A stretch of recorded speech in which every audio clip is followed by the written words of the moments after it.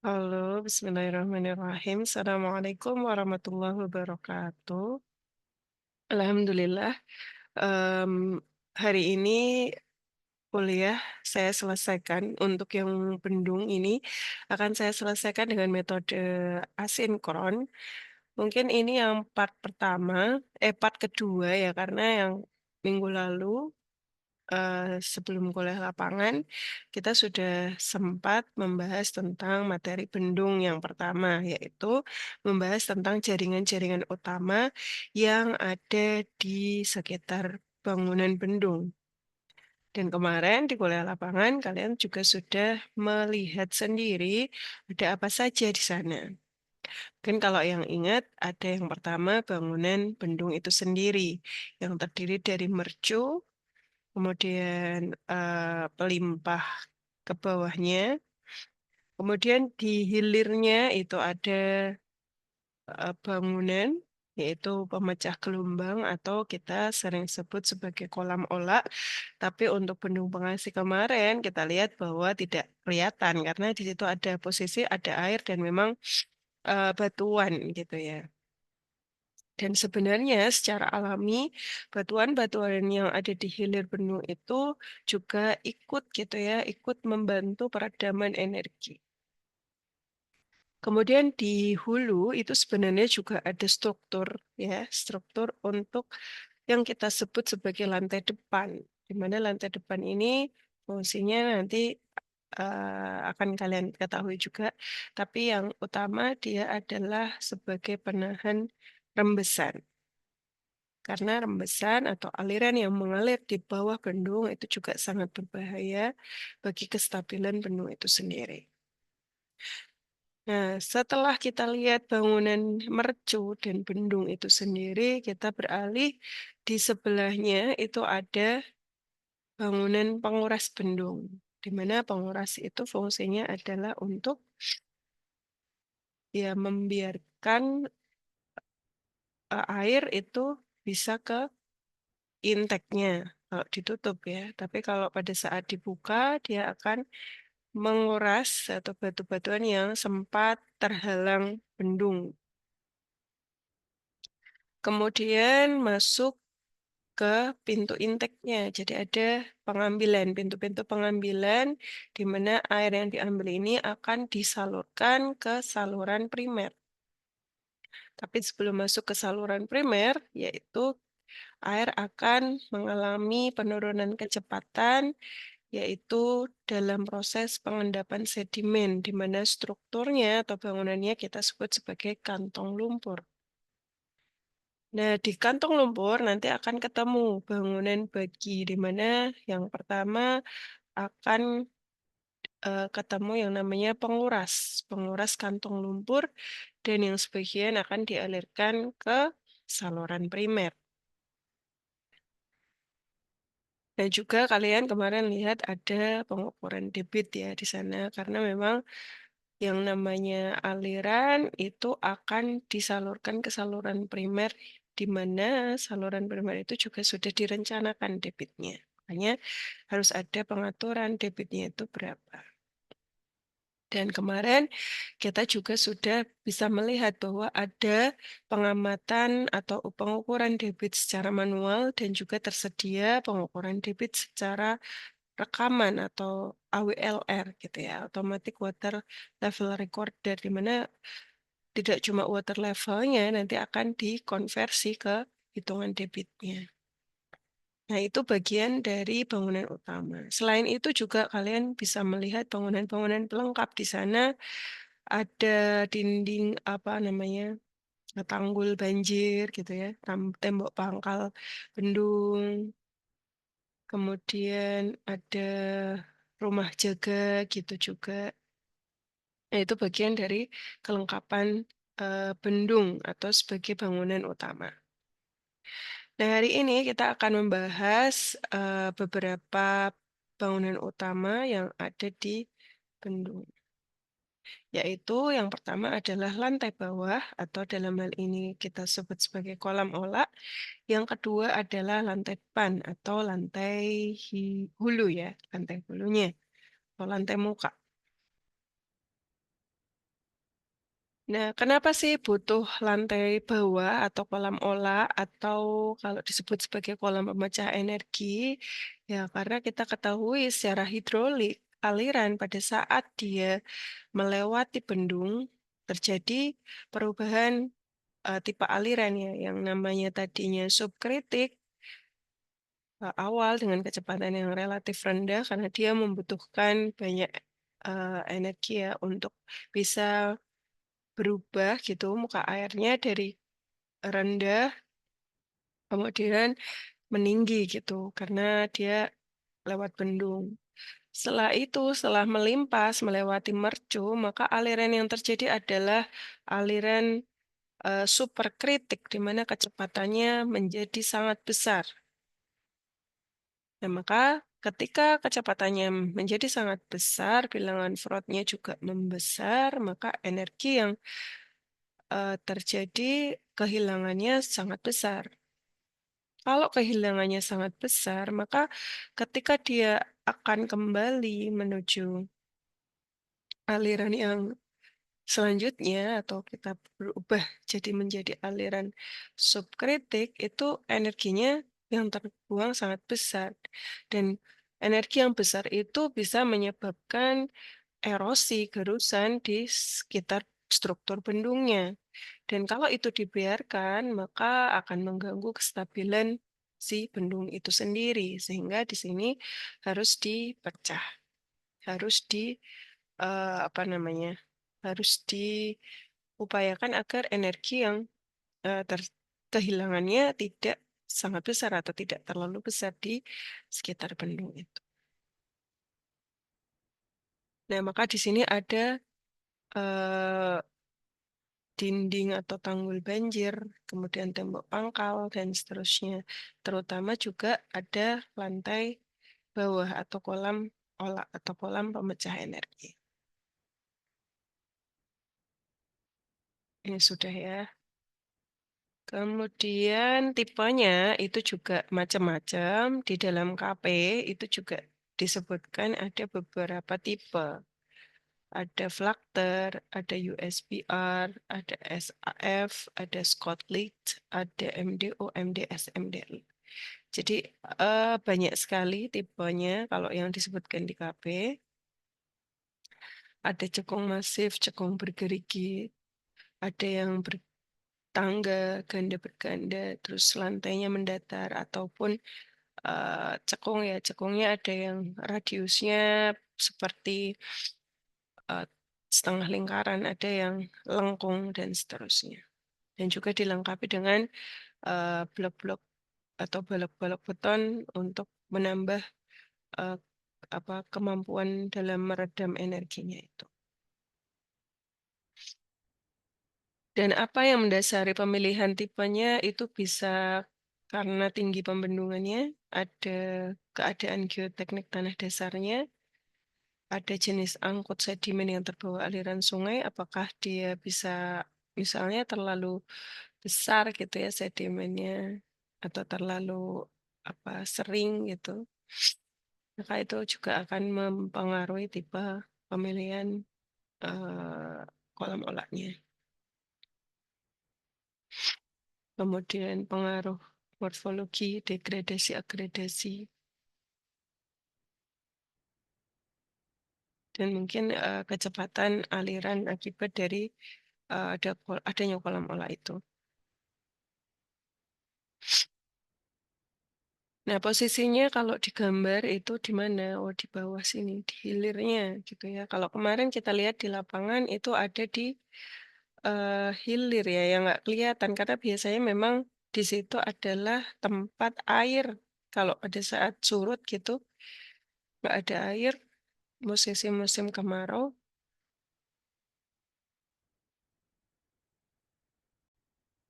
ya, kita lanjutkan. Jadi, di sini ada air gitu ya, tapi tidak tidak mengalir gitu ya, kayak kolam gitu. Kemudian biasanya ada yang, di sini itu banyak balok betonnya. Dan balok beton itu juga banyak studi kasus, studi studi penelitiannya gitu. Jadi banyak yang mengusulkan tipe-tipe peredam kayak gitu. Nah ini, eee, kalau kita berbesar di sini sebenarnya ada struktur lain ya untuk mencegah, rembesan, itu juga ada. Dan berapa ukurannya, panjangnya berapa, itu nanti kalian yang akan mendesain berapa.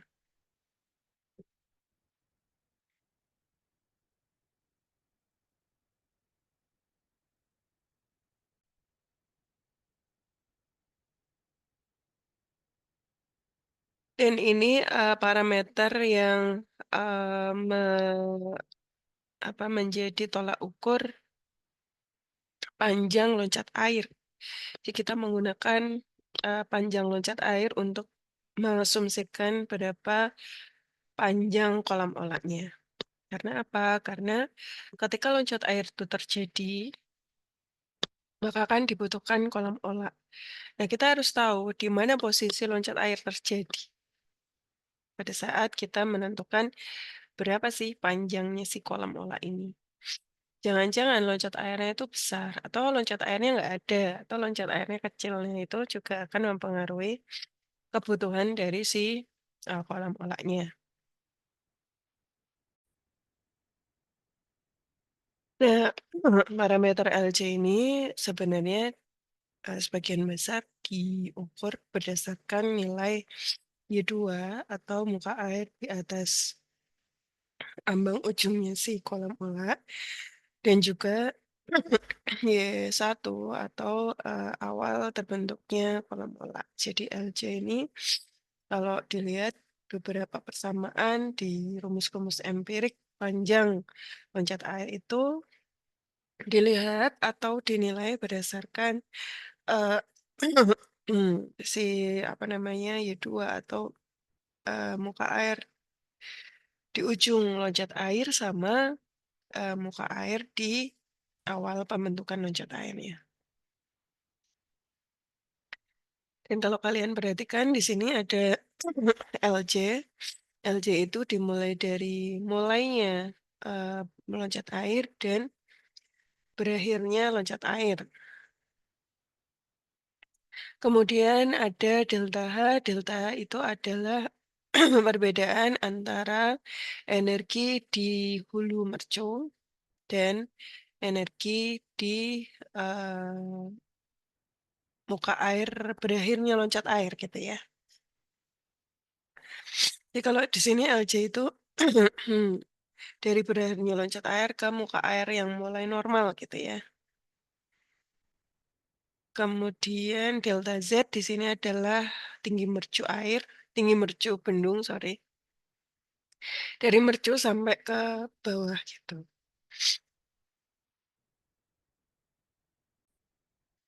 Kemudian ada, perbandingan kemiringan, di sini 1:1. Ini nggak kelihatan ya.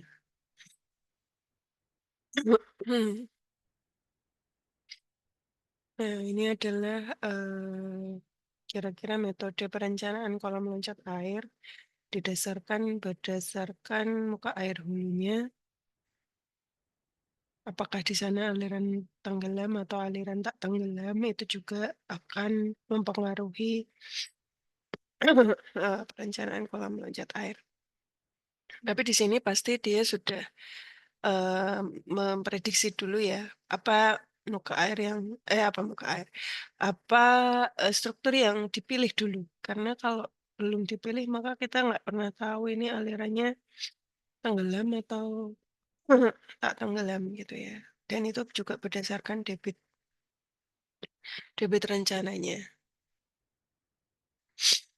Nah, ini rumus-rumus kolam olah yang tadi saya sampaikan bahwa LC itu, eee, sebenarnya sangat dipengaruhi oleh, Y2 tadi ya. Y2 itu adalah kedalaman aliran di atas ambang akhir ya. Kemudian di situ ada parameter N, di mana N itu adalah tinggi ambang ujungnya. Dan Y2 kalau menurut teori bisa dicari berdasarkan kita punya FR-nya berapa, kita punya V1 berapa, atau kecepatan alirannya di atas mercu, kemudian Y1, Y2-nya berapa. Nah, maka Y2-nya kita bisa cari.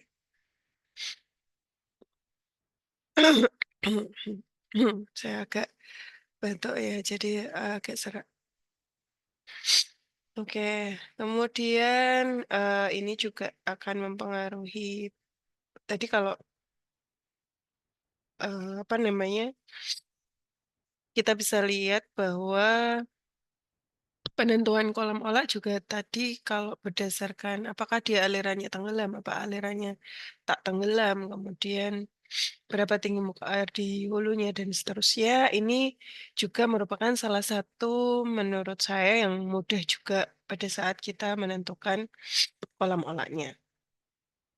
Apakah kita gunakan tipe kolam olah USBR, apakah flakter, apakah eh,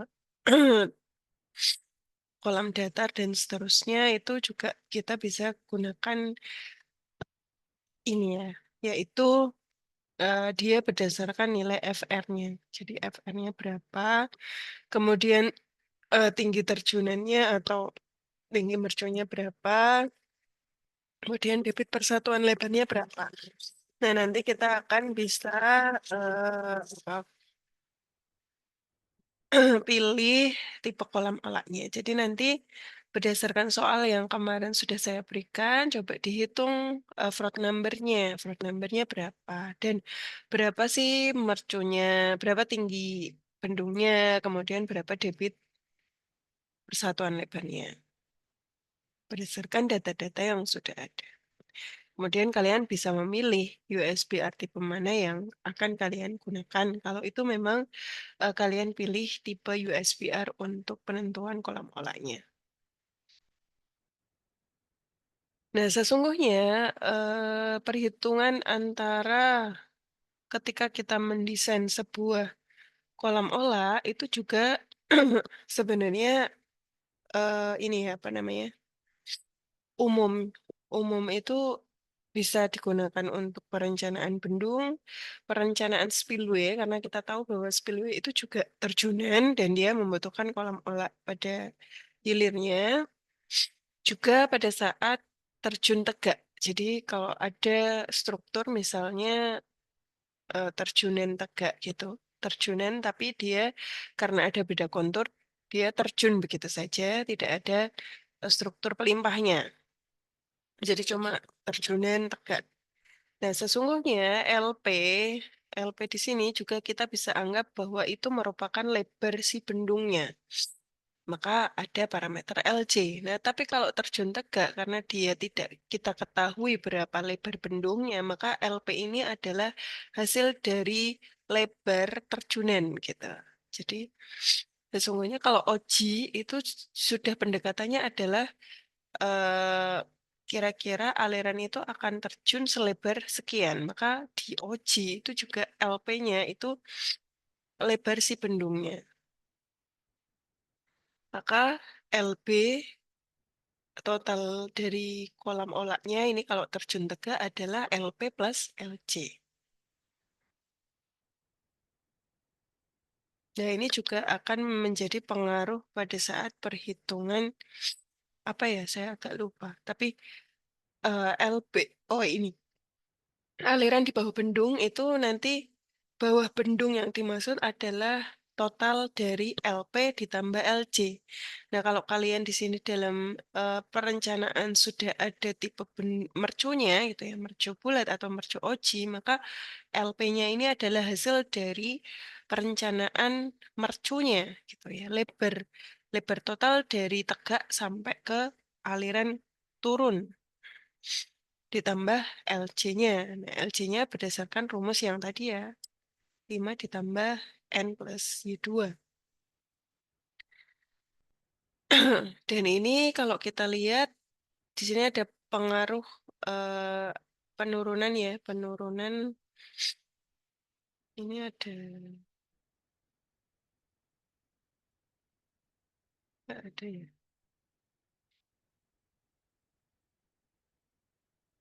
Kursor saya ini kelihatan nggak ya? Nah, di sini ada, muka air di awal, di atas mercunya, kemudian pada saat dia mau turun gitu ya, berubah menjadi aliran superkritik gitu, maka akan terjadi penurunan itu kita sebut sebagai aliran kritik.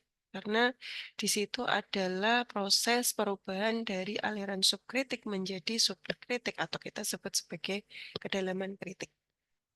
Nah, ini juga pernah kita bahas di hidrolika. Jadi nanti bisa dibuka lagi buku hidrolikanya atau catatan hidrolikanya terkait aliran kritik dan seterusnya. Jadi termasuk Froude number itu kan sebenarnya sudah dibahas di hidrolika. Kemudian ini FR dan YD ini eh, sebenarnya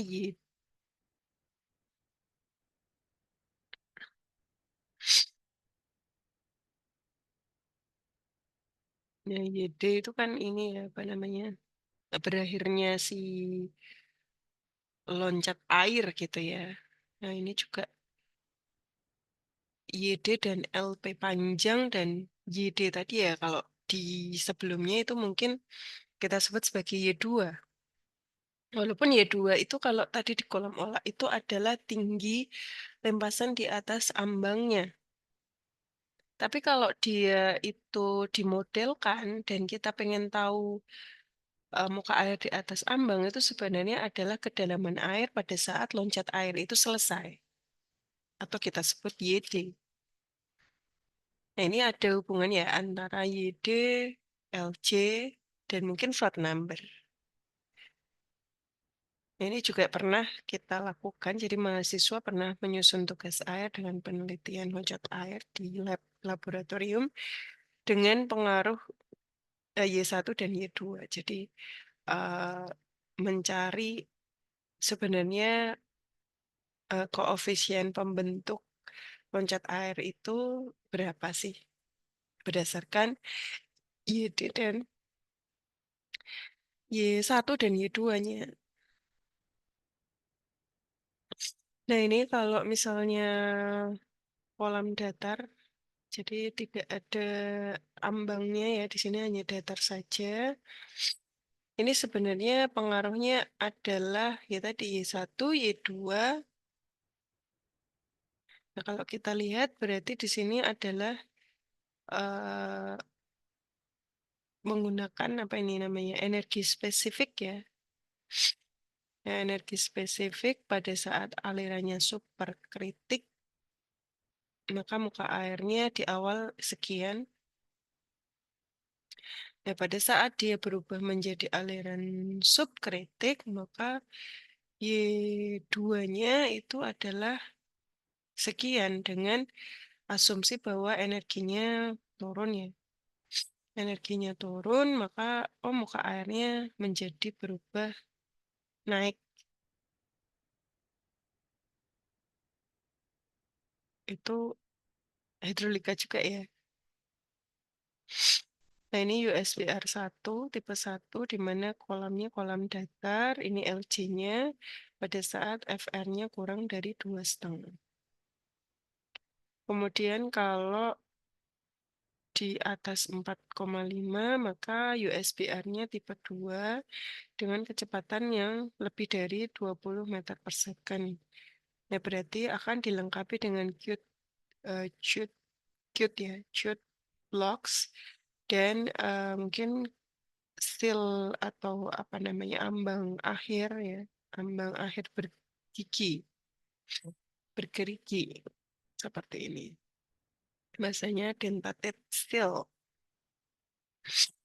Nah, ini kalian perlu mendesain kolam olah yang seperti ini.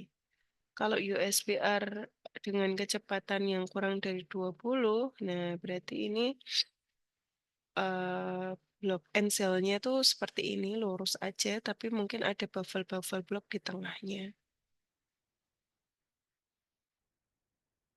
Dan, ada ukurannya itu berdasarkan nilai-nilai yang ada di sini. Jadi ada rumus-rumusnya ya untuk menentukan detail dari ukuran atau dimensi si kolam olah-nya. Kemudian kalau misalnya di antara 2,5 sampai 4,5, maka, ensilnya seperti ini, kemudian cut lock-nya seperti ini. Dan LB ini adalah, eee, panjang loncat airnya ya.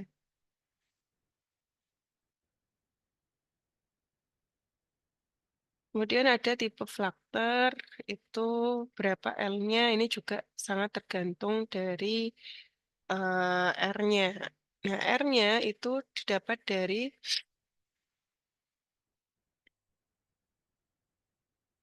radiusnya ya, jadi radiusnya sama dengan L-nya sama dengan D-nya.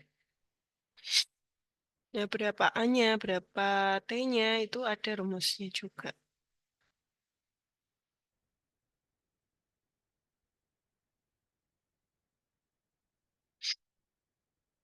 Kemudian kalau bak tenggelam, jadi kalau ini muka airnya itu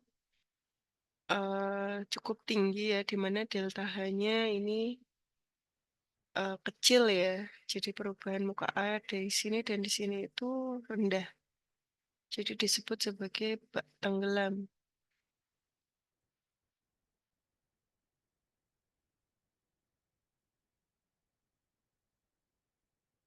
Dan jari-jari minimumnya bisa kita pakai tabel ini, di mana dia ada hubungan R minimum dan H kritiknya, dan juga delta H dan H kritiknya.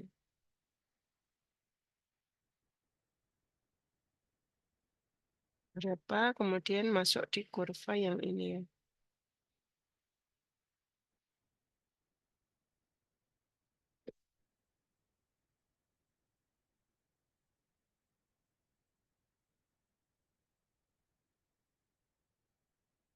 Kemudian lantai depan ini hubungannya adalah penentuan panjang lantai depannya. Itu berapa meter, itu berdasarkan analisis rembesan. Nah, analisis rembesan ini bisa kita hitung dari apakah panjang lintasan kritik itu dikurangi lintasan aliran di bawah bendungnya, itu lebih besar atau lebih kecil. Kalau misalkan yang terjadi adalah lebih besar, maka yang dipakai adalah panjang lintasan kritiknya. Tapi kalau ternyata LD-nya kurang, sorry, LD-nya itu harus lintasan kritik min LBB. Jadi kalau misalnya LD-nya ini lebih kecil, maka dipakainya LD. Tapi kalau misalnya ternyata lebih besar gitu, maka yang dipakai.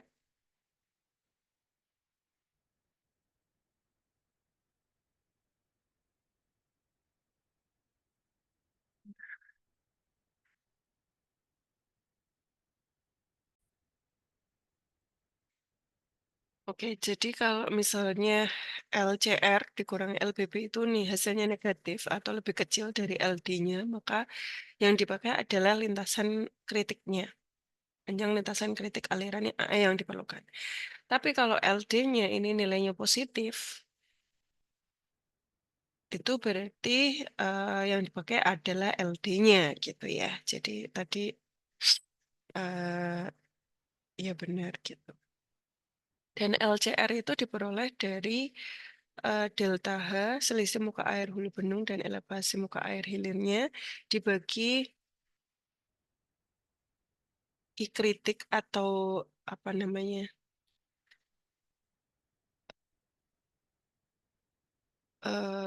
apa namanya, gradien gradien apa, gradien butirannya gitu ya, ternyata itu, eee, adalah hasilnya L-kritik.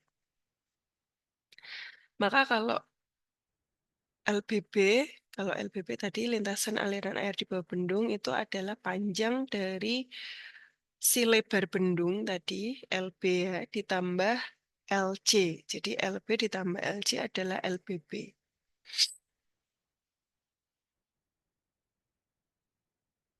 Sedangkan I kritik itu adalah gradien hidroliknya.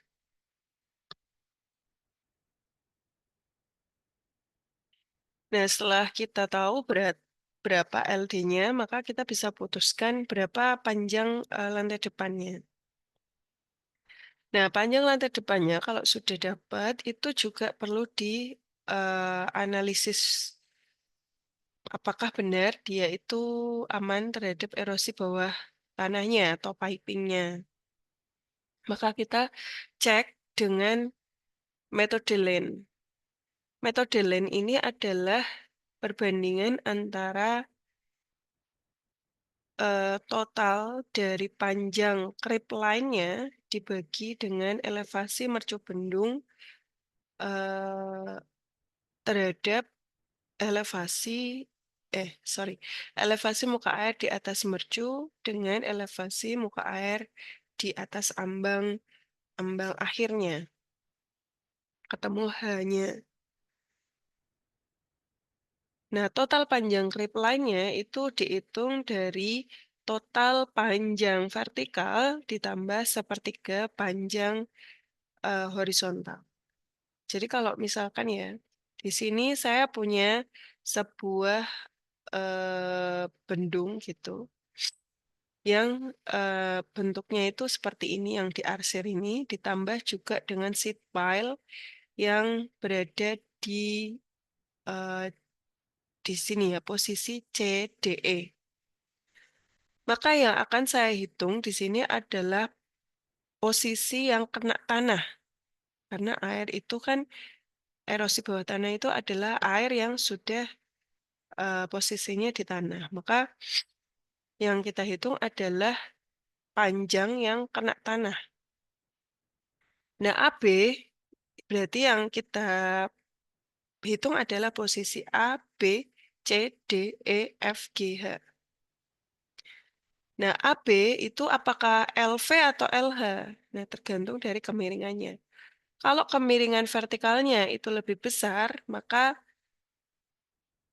posisi vertikalnya ini lebih besar daripada horizontalnya, maka itu dianggap vertikal. Tapi kalau kemiringannya itu horizontalnya itu lebih besar, jadi kalau ini segitiga, segitiga segitiga, maka kalau itu miring, kalau vertikalnya ini lebih besar, maka kita anggap vertikal. Tapi kalau horizontalnya lebih besar, dianggap horizontal. Jadi AB ini kita cek dulu apakah dia horizontal atau vertikal. Oh, ternyata dia dianggap vertikal. Jadi kita tulis AB. AB vertikal berapa? Kemudian BC. BC ini jelas ya, horizontal. Maka horizontal itu harus dibagi 3. Maka panjang BC dibagi 3. Kemudian CD. Oh, CD ini jelas vertikal sheet pile-nya. Maka kita hitung panjangnya CD. DE jelas vertikal. DE adalah DE panjang DE. Kemudian EF. EF ini adalah horizontal. Maka kita bagi 3. Kemudian FG, FG ini kita anggap karena dia lebih panjang vertikalnya, maka kita anggap vertikal. Berarti FG itu panjang FG-nya berapa ini, kemiringannya ini. Kemudian ditambah lagi GH. GH itu karena horizontal, maka kita bagi 3. Oh, berarti L-nya, creep line-nya itu adalah total dari A sampai H. Gitu. Jadi kemudian dibagi hanya berapa? Hanya adalah ini ya, muka air di atas dikurangi muka air di hilirnya.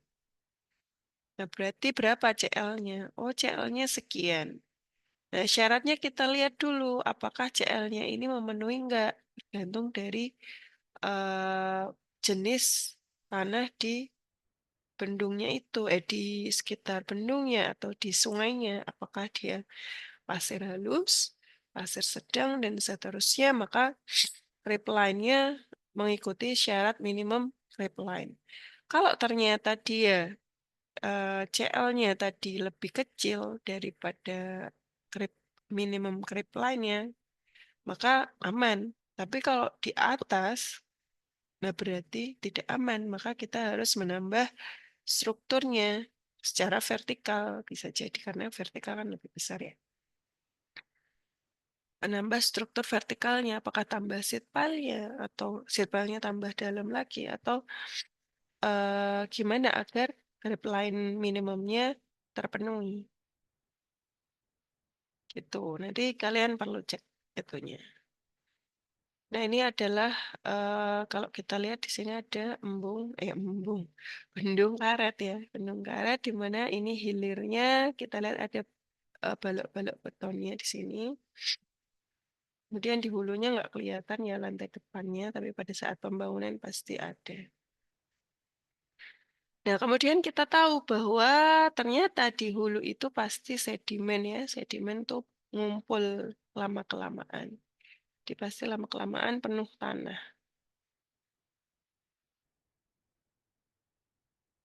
nggak kelihatan. Nah, ini juga kolam olah gitu. Sampai sini semoga bisa diterima. Nanti mungkin kalian perlu lihat soal lagi ya. Ini coba kita lihat. Hmm, saya buka dulu mungkin soalnya.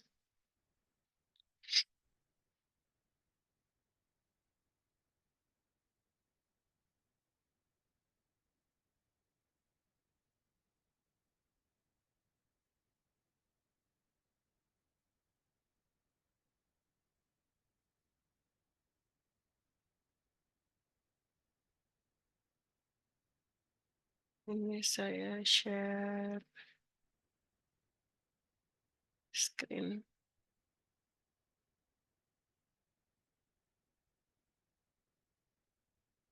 Nah, ini kalian bisa lihat di sini ada tes 4, di mana di situ sudah ada data berupa lebar sungai, maka nanti kalian perlu tentukan berapa lebar efektif bendungnya.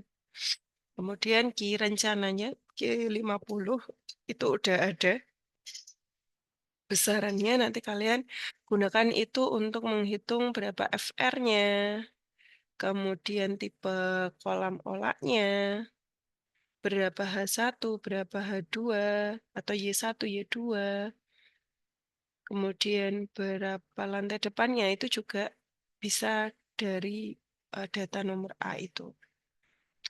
Kemudian B, karena di sini OJ, maka kalian coba cek bagaimana cara membuat mercu OJ-nya. Kemudian yang C itu kolam otaknya nanti sesuai kriteria USBR, berarti nanti kalian pilih tergantung FR-nya.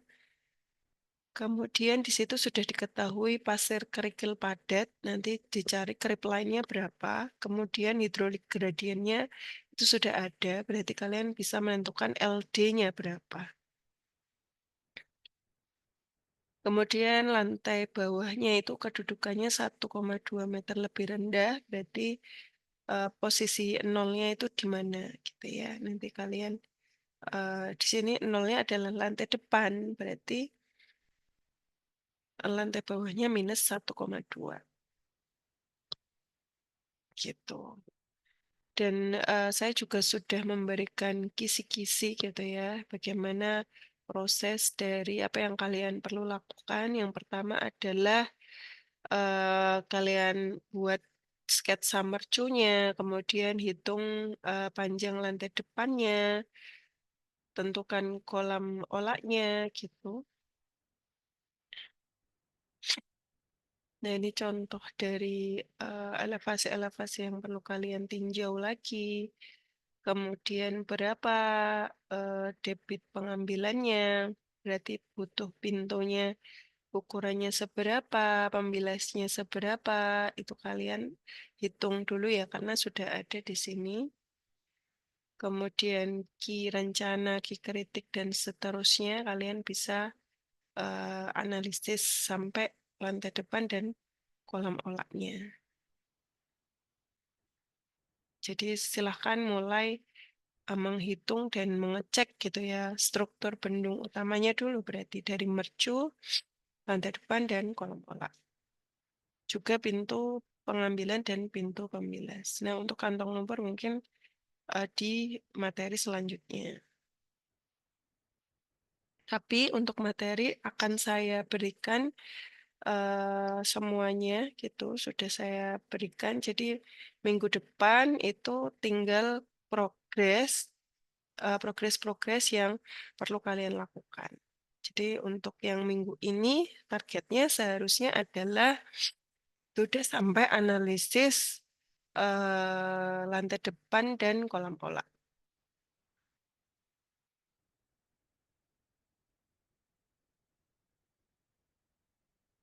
Dan juga mungkin bisa diuji ya krip lainnya apakah sudah memenuhi atau belum. Ya itu yang bisa saya sampaikan, mudah-mudahan, masih semangat gitu ya untuk menyelesaikan CPMK terakhir yaitu CPMK 3 ya sebenarnya, CPMK 3 ini harusnya, tentang bendung, penggambaran bendung juga analisisnya. Ya demikian yang bisa saya sampaikan, mudah-mudahan, jadi ya masih semangat dan terus berprogres. Saya tutup. Wassalamualaikum warahmatullahi wabarakatuh.